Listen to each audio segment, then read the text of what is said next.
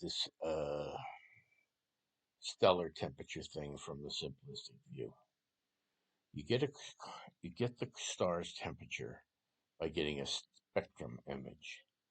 Now, the spectrum image would have to be obtained by using some type of scope or telescope that would break down the image of the star into a spectrum diagram, the diagram of the spectrum.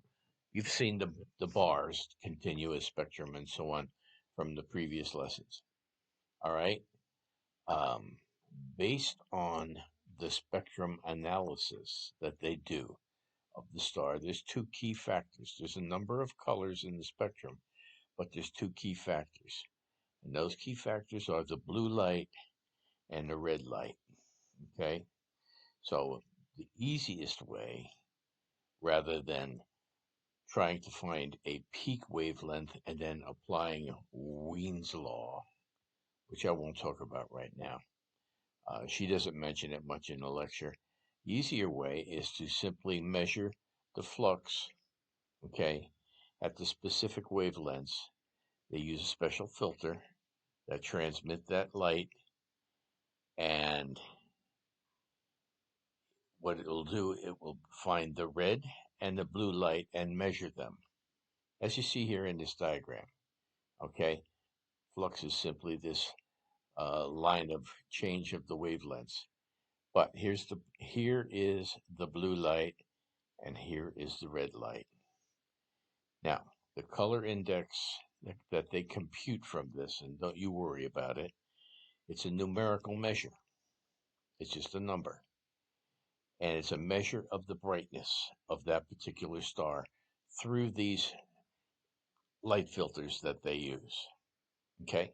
Now, by using those light filters, the temperature of the star is actually obtained by calibrating this color index, because they have charts of the values. And basically, it comes down to this: if there is more red light, then the stars are cooler and are all much older.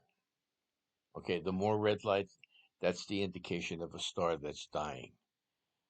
If they find in their color spectrum analysis that there is more blue light, then that is a hot star, probably a younger star, but certainly a much hotter star.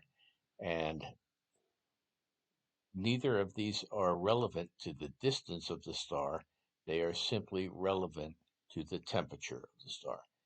Now, the temperature comes in when they do other factors, as astronauts do, not college kids taking astronomy, and that helps them define more information about those stars. Let's try to keep it general, because that's what we need in order to understand what we're doing on the test. So here it is, as simple as it can be from this whole diagram. The hot stars are bluer after you break down the color spectrum. If they have more blue, they're hotter, therefore they're younger, and vice versa. Cold stars are redder, and yeah, I spelled red wrong, and they are older. That's it. Simplistic, trying to keep it that.